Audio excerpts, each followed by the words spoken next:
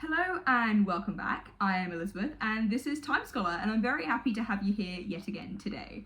So for today's modern history episode, we're going to be jumping across the seas and the oceans, across the seas and the oceans for me, and we're going to be heading to the United States.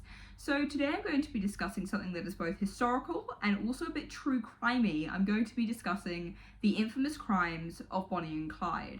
So Bonnie and Clyde really, their main sort of prolific activity together took place between 1932 to 1934, and they are two people who have become almost legendary. They have really gained that infamy that, maybe they wanted, maybe they didn't, but they are still talked about today.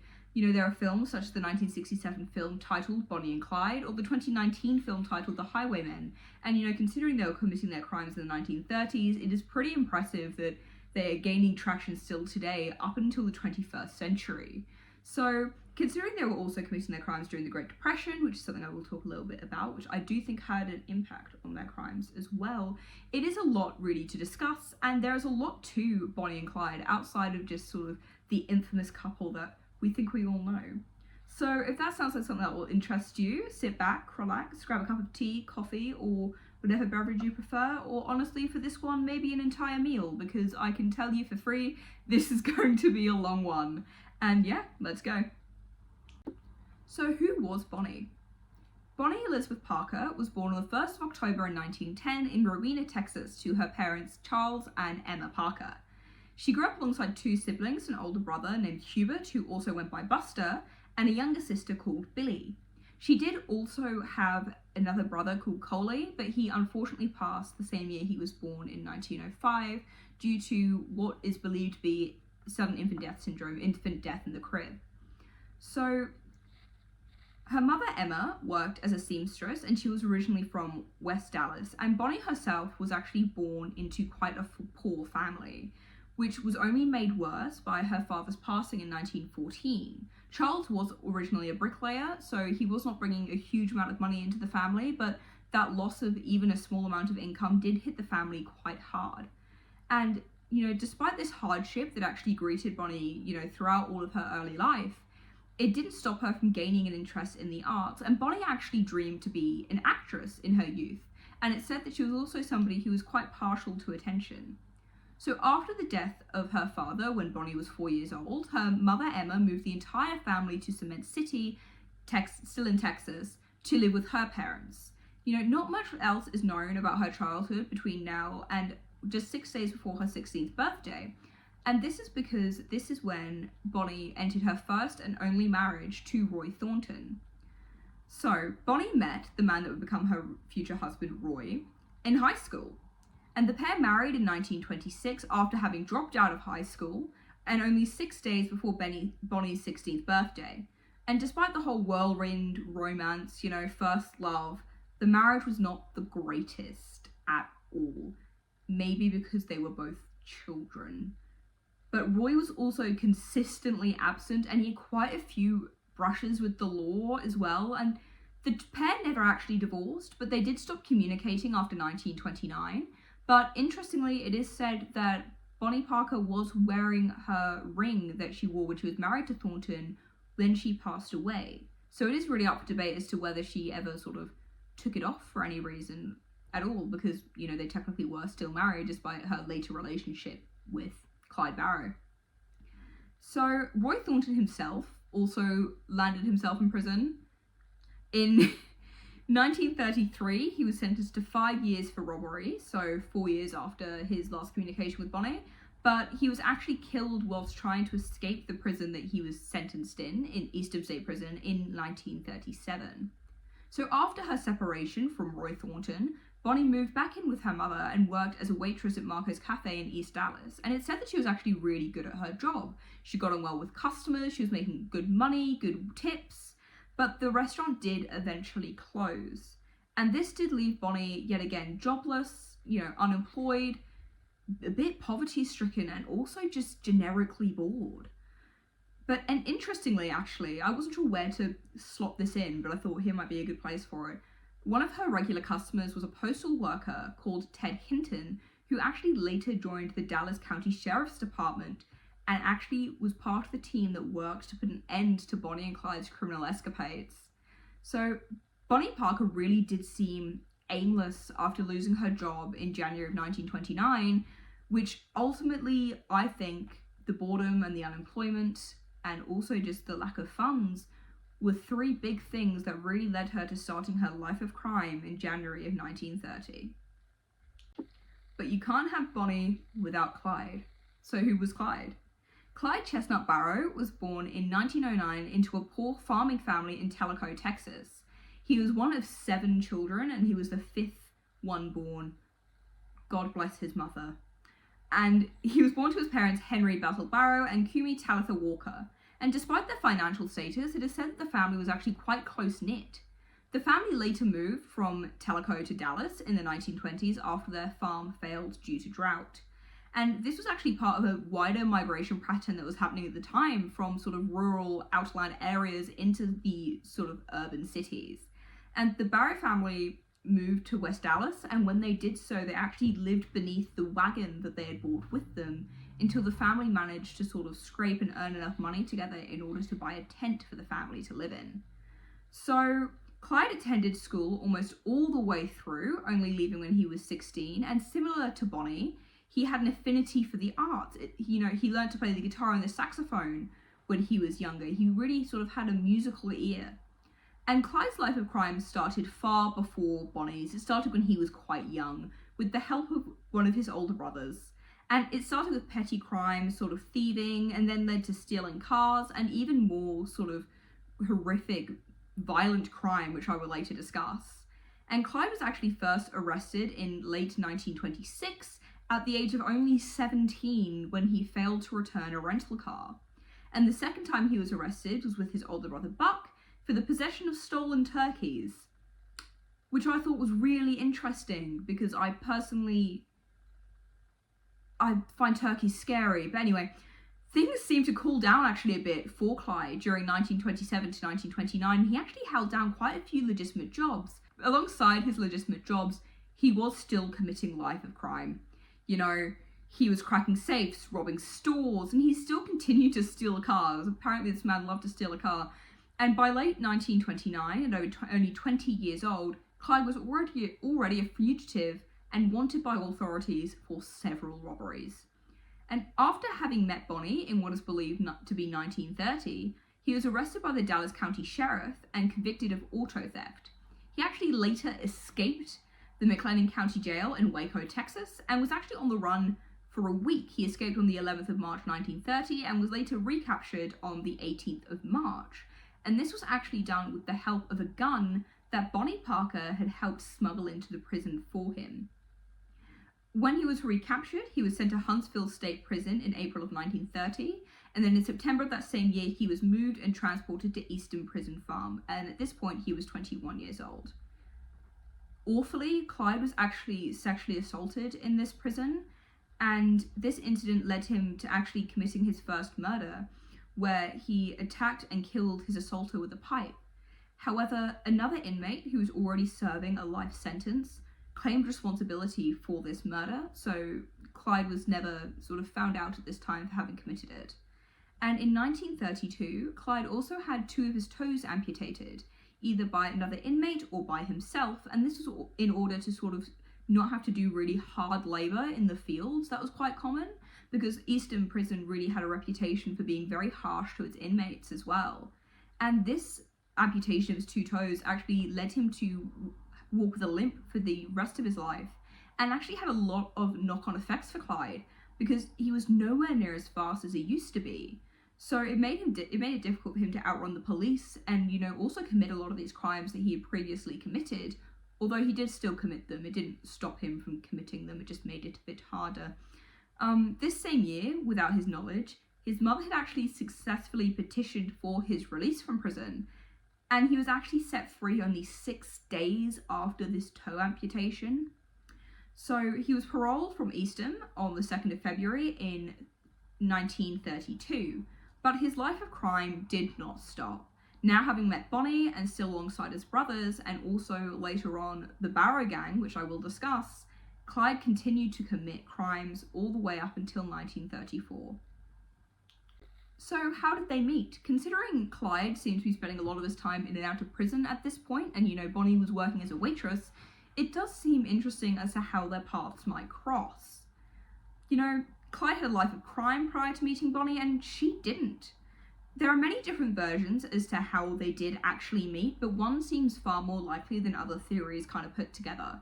And this theory is that they met on the 5th of January in 1930 at Clyde's friend's Clarence Clay's home. I'm sorry, that's a mouthful. All of their names start with a C. And this was in Dallas. So at this point, Clyde would have been 20 years old and Bonnie would have been 19. At this point, after having just lost her job in the diner, Bonnie was in and out of work, mostly unemployed, staying with a friend of hers who was helping her out while she was also recovering from a broken arm. And this was also just a few weeks that they met before Clyde was arrested for stealing a car, because Grand Theft Auto at this point seems to be his crime of choice. And although Bonnie and Clyde had just met, Bonnie actually frequently visited him in the prison, and as I said, even smuggled a gun into the prison to help him escape in 1930. And it really does sort of help with the claims that swirl around this pair of love at first sight. And from this point on, it seems like they were almost inseparable, with the pair of them sharing letters back and forth whilst Clyde was in prison. They would refer to each other as honey, darling, and little wife. And after Clyde's release in 1932, the pair were reunited, and their sort of life of crime together really began. So just for a bit of context behind the crimes, and also just to give a bit of an idea of what was happening in the United States at the time, I am going to give a very short overview of the Great Depression, because Bonnie and Clyde were committing their crimes during this time period, and I personally do think that the Great Depression did have an impact on the types of crimes that they were committing as well. So the Great Depression really began with the Wall Street crash in October of 1929, and this ultimately spread across the world. The stock market crash was only the beginning of a decade of incredibly high unemployment, famine, poverty, deflation, and also a severe decrease in farmer incomes and a loss of opportunities for both economic growth and also personal investment. The injuries that suffered the most from this were construction, shipping, mining, logging, and agriculture. But there was also knock-on effects for people who sort of made cars and made sort of home goods and appliances, because people didn't have any money. They were putting off buying things that they didn't need. And obviously, you don't always need a car, and you could probably do with your old cooker for a bit longer if need be. But this the economy really hit rock bottom in the winter of 1932 to 1933, which actually coincides with part of the time period that Bonnie and Clyde were on their crime spree. This was later followed by 4 years of growth, which really sort of put a sort of sense of hope into people, but it ultimately ended again with the recession of 1937 to 1938. And it's believed that at the worst of the Great Depression, the unemployment rate was anywhere from 22.5 to 24.9%. And just for context, the US unemployment rate right now, well, as of August 2025, is 4.3%. So it is a massive 5 times, if not more, difference from what it is today. And obviously the job market is awful right now anyway, so just imagine that, but 5 times worse. And there was also a hell of a lot of social and political impacts. There were a lot of demonstrations that went on, and a lot of activism seen during this time period. There was a lot of different sort of changes in politics, but I will not get into that because I'll be sat here all day discussing the Great Depression rather than discussing Bonnie and Clyde. But it's clear that during the time that Bonnie and Clyde were active, the entirety of the US was also suffering greatly. So the Barrow gang are incredibly important when discussing, the infamous lives of Bonnie and Clyde, but I feel like they can sometimes be overlooked, for the focus on sort of the main pair. So the Barrow gang, aptly named after Clyde's last name, was a gang that operated in central United States from 1932 to 1934. Their crimes were known across the US, capturing the attention of the American press, but also just the American public. They were talked about, their crimes were known, they were making front page newspapers at points. Like, these weren't sort of some small town criminals, they were US American outlaws. And although the gang really raised to infamy through the bank robberies they committed, they actually tended to rob petrol stations or small stores instead. By the end of their criminal reign, they were also believed to have killed at least 9 police officers, alongside having committed several other murders as well. So Clyde Barrow was the leader of this gang, aptly named after him, and the gang was best known for Bonnie and Clyde, the unmarried couple of the gang. However, there were other members, such as Marvin Buck Barrow, Clyde's older brother, and his wife, Blanche Barrow. W.D. Jones, a boy, he was a boy when he started with them, who was taken in by Bonnie and Clyde as an assistant at age 16, and he had actually known Clyde since he was a child. They grew up in the same area. Ralph Fultz, who was a man that Clyde met whilst at Easton Prison, he actually met him on a prison bus. Henry Methvin, who was another man from Easton Prison, who was actually broken out of the prison by Bonnie and Clyde, and Raymond Hamilton, somebody Clyde had known since he was a boy as well, and also a man called Joe Palmer, which there was not a whole load of information on him, unfortunately. And I apologise, that is a lot of names and a lot of information, but these are the other people who helped Bonnie and Clyde commit their crimes. They weren't a 2-man gang. They had a lot of people behind them, and that's how they were able to sort of get away and also just succeed with a lot of their criminal enterprise and escapades. I'm going to start with the crimes of 1932, so the year that Clyde was actually released from prison. So after Clyde's release in 1932, he and Ralph Fultz began a series of robberies and burglaries, mainly of stores and gas stations. It wasn't until sort of later that they really started their sort of big bank robberies that they were known for. And their goal was actually to collect enough money and weapons to be able to launch a raid against Easton Prison, where they had met and where they had both been imprisoned. It's important to note that this prison had a really, really bad sort of run for treating their prisoners absolutely horrifically. They were really harsh to their inmates. So on the 19th of April, now with Parker in hand, Bonnie and Ralph were actually captured at a failed robbery of a hardware store in Kaufman, where they had the intention of stealing firearms. That was the thought. They saw this idea of Easton Prison in their mind. And Parker was released from prison after only a few months, as a grand jury did fail to indict her. And she only served those 3 months for this, which is insane compared to Ralph. I just forgot his name for a second. Ralph, who was convicted and did serve time, and he actually never rejoined the Barrow gang. So he was, well, one and done is probably incorrect, but after 1932, he did not get involved whatsoever. And he actually lived out the rest of his life and was a security officer. That's a fun fact. Not important. But Bonnie also kept up with the letter writing that, she had been doing with Clyde when she was in prison. And she was writing poetry now, while she was inside Kaufman prison. And she also reunited with Clyde only within a few weeks of her release, so it was very hard to keep them away from each other as well.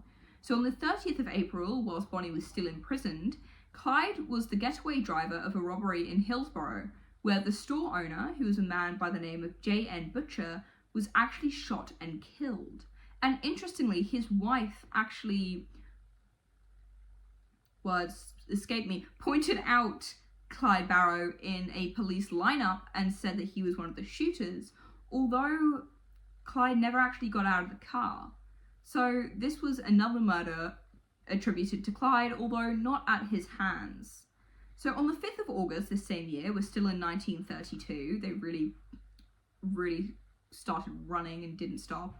Clyde, Raymond Hamilton, and a man also called Ross Dyer were at a county dance in Springtown, Oklahoma, where Sheriff C.G. Maxwell and Deputy Eugene Moore actually started to approach them in sort of a car parking lot.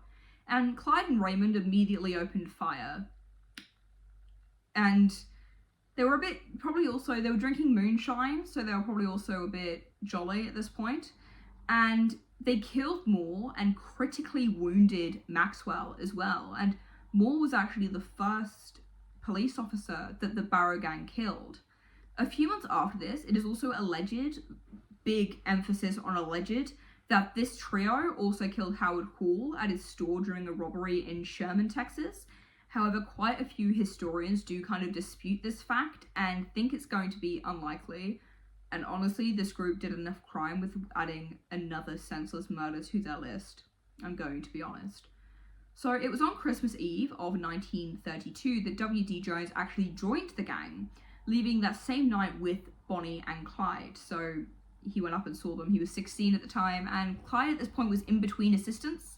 So he was like, yeah, you can come, you'll be a grand assistant, mate.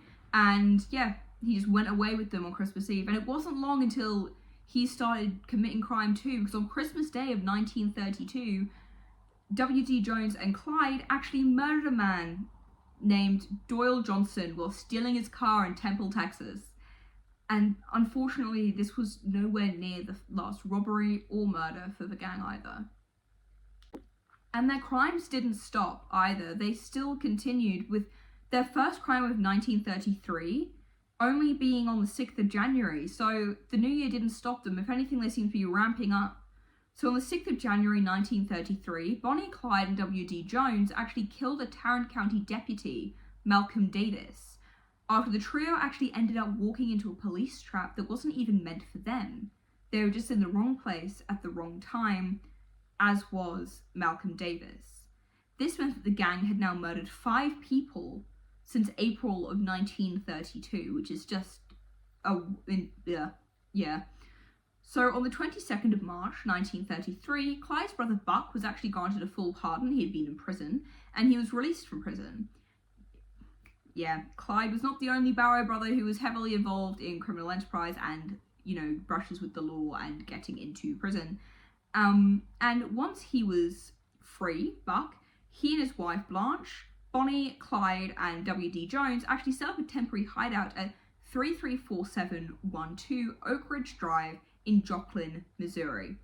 And it's said that Blanche and Buck were only there to visit, attempting to actually make Clyde go to the police and sort of surrender himself to law enforcement for all these robberies and also murders he had now committed.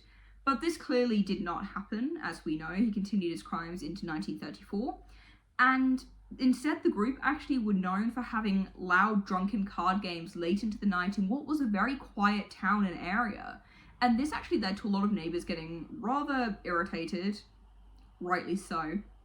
And none of the neighbours actually went to the house to say anything, but one neighbour did actually call the police. And this led to a group of people from the Joplin Police Department, a group of 5, on April 13th of 1933, going to the house to just see what was going on. They actually thought it was bootleggers. That was their assumption because of all the drunkenness and everything. But upon arrival, Clyde, W.D. Jones, and Buck all opened fire, killing Detective Harry McGinnis instantly, and fatally wounding Constable J.W. Harriman as well. And Bonnie was also getting involved in this shootout as well. Don't you worry. She attempted a shot, but instead she hit a large oak tree that Sergeant Carlo was hidden behind. And from here, all 5 members of the gang actually managed to flee with very little injury. Jones was hit by a bullet on his side. Clyde was hit, but the bullet deflected off of his coat button, which I think is an incredible save there. His suit button, sorry. And Buck was grazed by another bullet that had ricocheted off the wall. So considering everything, and it's also said that the police department only fired 14 rounds in that entire shootout as well. But from here, the gang was a bit stuck. They'd left most of their possessions behind, including the poetry that Bonnie had written, Buck's parole papers, which were only 3 weeks old as well, a lot of their weapons, and also a camera that had a lot of film on it. And the police, undeveloped film, but the police seized and later developed this film, and they found photos of Bonnie and Clyde and W.D. Jones all together, posing with weapons and pointing them at each other, and these photos, including the very famed photo of Bonnie with a cigar in her mouth and a pistol on her hip, which I think personally is one of the most famous photos of her, were later sent out across the US, and this is what really helped the gang become front page news in print media. And for the next 3 months, the gang moved from Texas to as far north as Minnesota. And I will say, as somebody who lives in the UK, I had to look up that distance. It's massive. It's 1,227 miles. The UK isn't even that long. I think the UK is like 600 miles long from, the south of England to the top of Scotland. I digress. In May, the 5 members of the gang actually tried to rob a bank in Lucreen, Indiana, I really apologize if I said that wrong. But they were unsuccessful, but then they did successfully rob a bank in Cardenas, Minnesota. Again, I'm really sorry if I said that wrong. I can't wrap my head around a lot of sort of American place names.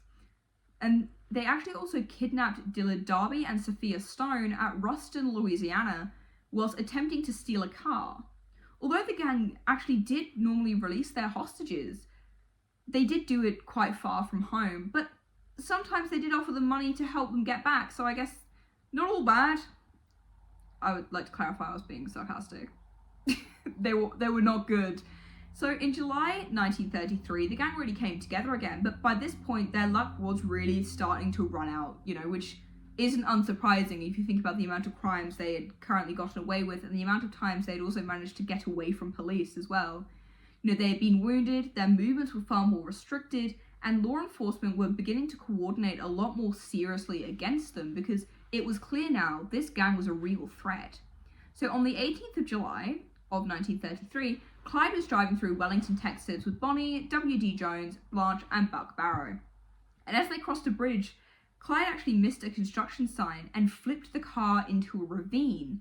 The car immediately caught fire, Bonnie was trapped inside, she got burnt on her leg, and her injuries were so severe that she now was also walking with a limp for the rest of her life, and often required Clyde or others to carry her, so it was an absolutely awful car wreck, this. And this incident also slowed the gang down really significantly.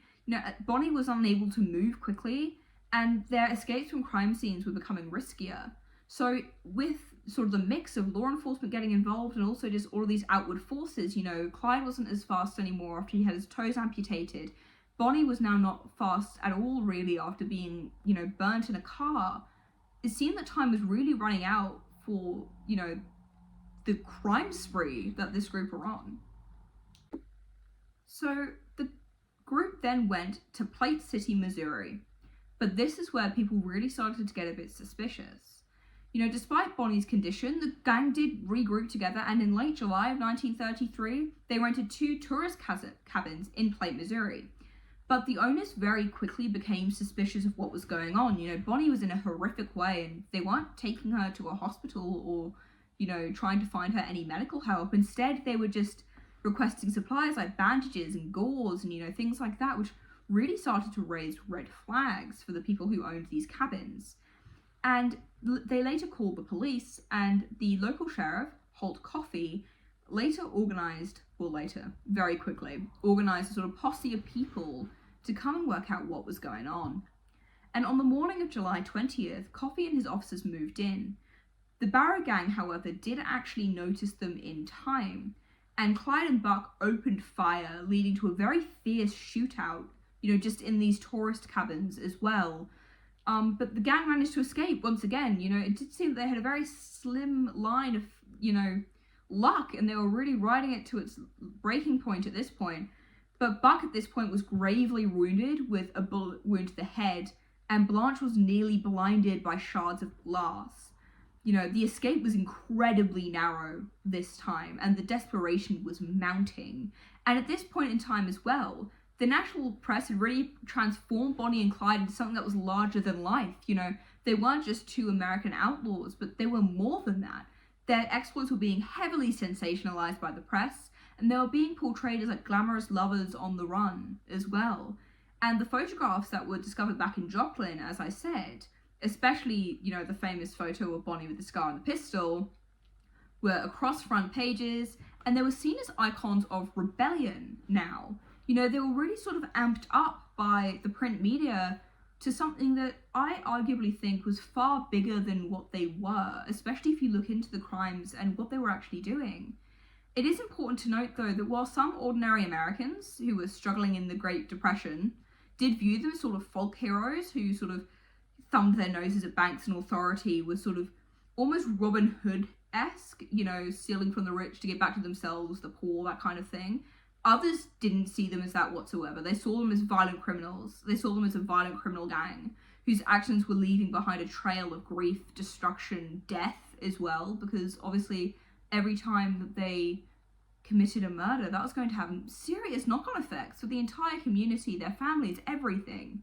And even like the robbing of banks, the robbing of stores, it was even putting people's livelihoods up for sort of disrepair as well. And the newspapers actually worked to fuel this dual image that people had, making sure that Bonnie and Clyde would remain infamous. So after the Plate City shootout or Platte, I don't know if I'm pronouncing that correctly, I apologize. Shootout in the tourist cabins and everything, and their very, very narrow getaway from law enforcement this time, Bonnie and Clyde, Buck, Blanche, and W.D. Jones were desperate. Buck was barely clinging to life after having been shot in the head, whilst Blanche was traumatized and very nearly blinded from those shards of glass. The gang needed somewhere to rest, recuperate, and really heal themselves. So from here, they went to Iowa. And they ended up in Dexfield Park, near Dexter, which was an abandoned amusement park that had once been a really, apparently, I'm sure it was, lively picnic and entertainment ground for local families. And it offered isolation, shelter, and they hoped also a chance to recover, because I do think that they must have thought no one was going to find them there. Why is anyone going to be near sort of a disused amusement park leisure area? However, there were such big names now with their photos splashed across front pages of US newspapers that their appearance drew attention. And again, they raised suspicion as locals saw them buying medical supplies and food in large quantities, and also saw the bloody bandages being burnt at the campsite. So it's clear that they were really, as much as they were trying to cover their tracks, they were just bringing more suspicion to themselves. It was clear that time was beginning to run out for the Barrow gang. And by July 24th, 1933, law enforcement and heavily armed townspeople who were not happy that they were there had surrounded the park, and a gun battle ensued, and it was intense. Clyde and W.D. Jones exchanged fire against dozens of officers and volunteers, just people in the town who had come out and risked their lives. It wasn't just police anymore. And Buck was already critically injured, and he was shot again in the back, and he was actually captured at this point. And Blanche was also seized. Her eyes were permanently damaged by glass fragments from shattered car windows from their previous escape. So the carnage of Dexfield Park really marked the beginning of the end for the Barrow gang. Buck actually later died from his injuries from the head wound and from the shot in the back, and Blanche was sentenced to 10 years in prison, although she did only serve about 6. But for Bonnie and Clyde, the Dexfield shootout really meant that they were no longer a group of 5. They were a group of 2, because Jones very slowly but surely disappeared and left them to it afterwards. Their once formidable gang, the Barrow gang, was gone. What was left was Bonnie and Clyde, and not much luck left. So by early 1934, Bonnie and Clyde were back on the road already. Just the 2 of them by now, but they were back on the road. And they were joined briefly by Henry Methvin, who is considered to be part of the Barrow gang, despite his very short sort of appearance with them. And he was a young criminal that they actually freed during their most sort of audacious and downright honestly insane act yet, which was the Eastern prison raid. So on the 16th of January 1934, Clyde and Bonnie completely broke into Eastern prison and freed a bunch of prisoners. And this was because Clyde had never forgotten what he went through at that prison. He'd never forgotten the assault, the labour, the way that he was treated, and it's even true that it was known in Texas that this prison was harsh to its inmates, and he had been there and witnessed it and dealt with it firsthand.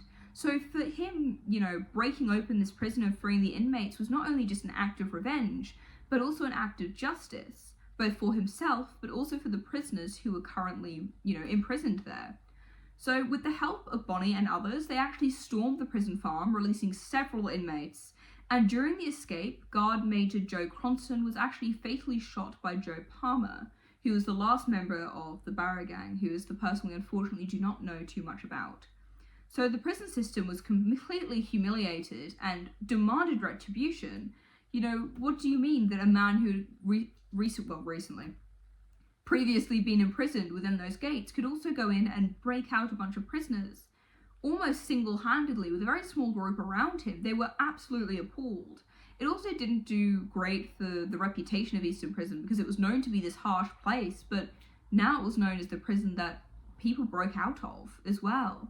So prison officials actually brought in former Texas Ranger Frank Harmer, known for his relentless pursuit of criminals, to lead the hunt. So they brought in the big guns this time. They were getting, I think, a bit sick and tired of the crime spree that Bonnie and Clyde were on. So throughout the spring of 1934, Bonnie and Clyde carried out more robberies and were also blamed for multiple murders as well and deaths. And their most notorious crime that year actually happened on April 1st in Grapevine, Texas, when two state highway patrolmen, H.D. Murphy and Edward Wheeler, were shot and killed. And witnesses actually reported seeing Bonnie laugh as the officers fell to their deaths. Whether this is true or not, or whether this is a later embellishment due to sort of their infamous and their rise to fame and, you know, just the larger-than-life characters they were made out to be, is uncertain. But regardless, the public outrage was immediate on these murders. Even those who once admired sort of the duo as Depression-era rebels turned against them. They really didn't have anyone on their side anymore apart from each other. By May of 1934, Frank Harmer and his posse had tracked Bonnie and Clyde across multiple states where they were actually spending time studying their habits. So they realised that the pair did really have a pattern. You know, they were still with Henry Methvin, and they realised that the three of them were going to visit the family of their newest recruit quite frequently. So the police had a plan now. They wanted Bonnie and Clyde, and they were going to do pretty much anything in their power to make sure that these outlaws were done for. So Harmer actually made contact with Methvin's father, Ivy, who quietly agreed to betray the outlaws as long as there was leniency for his son. So this meant that on May 23rd of 1934, a trap was sprung. They were going to get Bonnie and Clyde. They were ready. The group, Harmer, BM, Manny, Galt, Bob Alcorn, Ted Hinton, which is the same man who Bonnie used to serve in the cafe, her regular, which is an insane turn of events, I think, personally. Prentice Oakley and Henderson Jordan concealed themselves along a rural road near Gippsland, Louisiana. They knew that Bonnie and Clyde were going to pass by so that they could meet Henry Methvin. That was the way to the house. They knew it was going to happen. So at 9:15 a.m., the Outlaws' Ford V8 appeared. And accounts do differ, but most do say that the officers opened fire without any warning whatsoever. But the other sort of accounts say that they yelled, like, police, open fire, you know, that kind of thing. I'm not sure if that was those exact words, but along those lines. And Clyde was actually killed instantly with a shot to the head. And the car lurched forward, accounts say, as its foot fell on the accelerator. And according to witnesses, Bonnie screamed before she herself was cut down by dozens of bullets. In less than 2 minutes, the entire car was riddled with 150 rounds. And inside, the bodies of Bonnie and Clyde by this point were basically unrecognizable. You know, they had had so many bullets shot at them. And even though they were in a car, that car was not going to do anything to stop those either. So news of their deaths did spread very rapidly. You know, they were currently the US's biggest outlaws.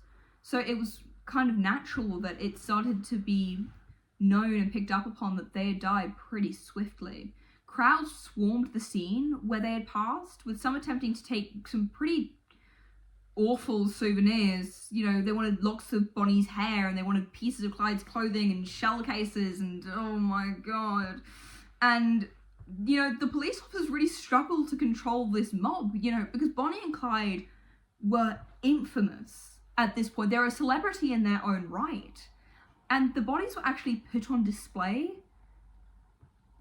which I feel a certain type of way about, and thousands came to see them. Bonnie's funeral in Dallas actually drew in over 20,000 people, and Clyde's funeral was also in Dallas, also attracted around a similar crowd. So it was insane amounts of people coming to the funeral of these massive criminal outlaws.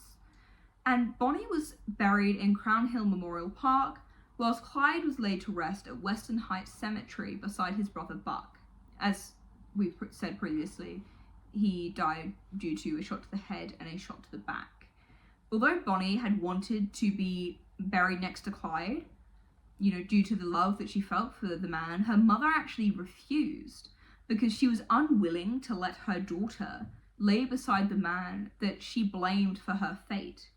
Because Bonnie's mother really did hold Clyde completely accountable. She did think that if it wasn't for him, then she wouldn't have started down this path.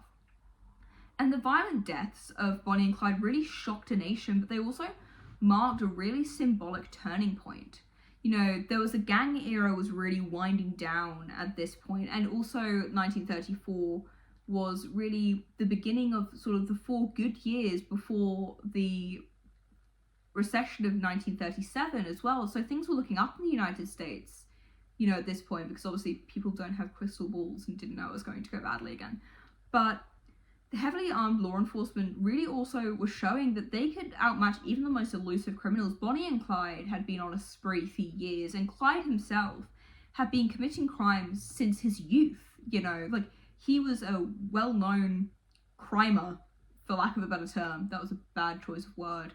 But he was committing crimes since a young age, and these two were committing massive, violent crimes across the US and seeming to just evade capture. Blanche Barrow actually survived her prison term. As I said previously, she only served 6 out of 10 years, but she was almost completely blind from her run-ins and being part of the Barrow gang. And she actually later recounted her memories, often portraying herself as an unwilling participant. And W.D. Jones was also eventually arrested and imprisoned, but he lived until 1974. Henry Methvin, whose family had betrayed Bonnie and Clyde, was actually struck by a train and killed in 1948. And there is a theory that this was revenge for the deaths of Bonnie and Clyde, although this was never ever proven. And, unfortunately a man did die. He was hit by a train. But their legacies also never faded either, which is just insane. Films like Bonnie and Clyde from 1967 turned them into sort of cultural icons, whereas more recent portrayals, such as The Highwaymen from 2019, emphasized the perspective of the police officers and the people who were chasing them. And songs, novels, folk tales, they're really romanticized. And there's also an exaggeration on the glamour and there's downplaying of their violence. They're seen as two people who are so in love, these American outlaws, the emphasis on Bonnie's poetry as well. Historians, however, they point to the obvious. They point to the truth here, which is Bonnie and Clyde weren't master bank robbers stealing fortunes from the wealthy, although that is what many, did think. More often, they targeted gas stations, small shops, and unlucky bystanders. Their notoriety was really due to sensationalist reporting rather than their actual crimes.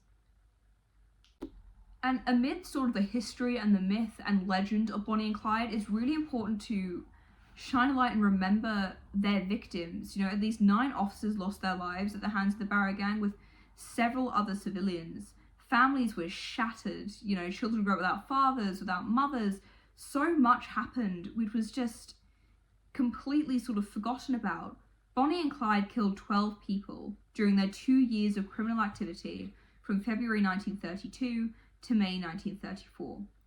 John Napoleon, J.N., butcher of Hillsborough, Texas, who was murdered on the 30th of April in 1932. Deputy Eugene Campbell Moore of Atoka, Oklahoma, was murdered on the 5th of August 1932 in Stringtown. Howard Hall of Sherman, Texas, was murdered on the 11th of October in 1932 in Sherman. Doyle Alley Myers Johnson of Temple, Texas, was murdered on December 26th of 1932 in Temple. Deputy Malcolm Simmons Davis of Dallas, Texas, was murdered on the 6th of January 1933 in Dallas. Detective Harry Leonard McGinnis of Joplin, Missouri, was murdered on April 13th of 1933 in Joplin. Constable John Wesley Wes Harriman of Joplin, Missouri, was murdered on April 13th in 1933 in Joplin. Town Marshal Henry Dallas Humphrey of Alma, Arkansas, was murdered on June 26, 1933 in Alma. Prison guard Major Joseph Crowson of Huntsville, Texas, was murdered January 16th, 1934 in Houston County, Texas. Patrolman Edward Bryan, Ed, Wheeler of Grapevine, Texas, was murdered on the 1st of April 1934 near Grapevine. Patrolman Holloway Daniel, H.D., Murphy of Grapevine, Texas, was also murdered on April 1st, 1934 near Grapevine. Constable William Calvin Campbell of Commerce, Oklahoma, was murdered on April 6th, 1934 near Commerce. And these people that were, the unfortunate victims of Bonnie and Clyde aren't really mentioned in these Hollywood films or the romanticizations or the glamorization of the pair at all, but their suffering was real and lasting. When thinking about Bonnie and Clyde, it's only fair, if anything, it's more fair, in my opinion, to acknowledge the pain that they inflicted. They were these notorious outlaws, but they ripped apart communities and families with their crimes. Overall, Bonnie and Clyde were products of their time, partly. They were young, reckless, and shaped by the desperation of the Great Depression. And their story really endures because it mixes crime, love, rebellion, and tragedy all into one, story is not right, it's history, but into one story. And beyond the legend lies the truth of them, though. They lived violently and then they also died violently, and behind them they left a massive trail of destruction. Their tale really continues to fascinate us, not really because of who they were or what they did, but because of what they've come to symbolize, which is really a clash between desperation and law.